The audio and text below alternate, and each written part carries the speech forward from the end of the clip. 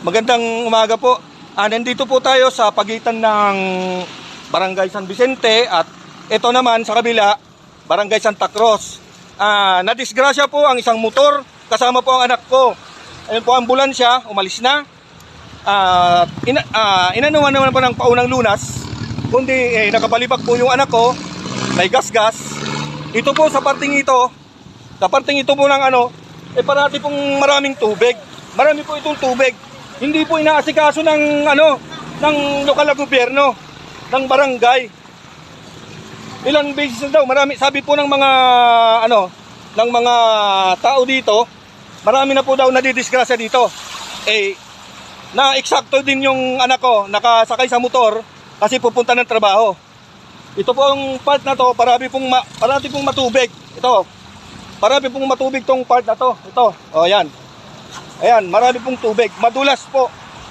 Matagal na po ito, hindi po inaasikaso. Hindi po ito inaasikaso. Ito, pagitan po ito ng San Vicente, dito sa kabila, San Vicente.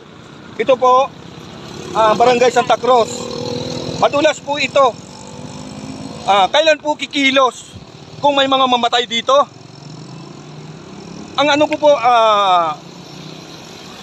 kasiguruhan ng mga motorista at ng mga tao na hindi madidisgrasya para hindi po madulas ang daanan kasi parati pong matubig to tuwing maulan. Sana po tulungan ng ating gobyerno na maayos po ito, parati pong matubig. Ito po, parati pong matubig ito.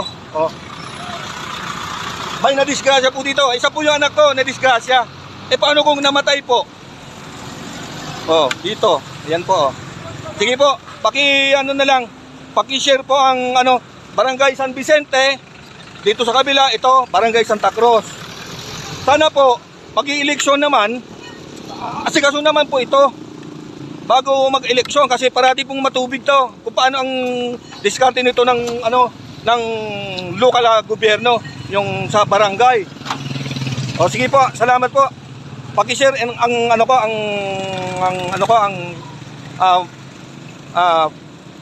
page ko, Jeremy Aceres.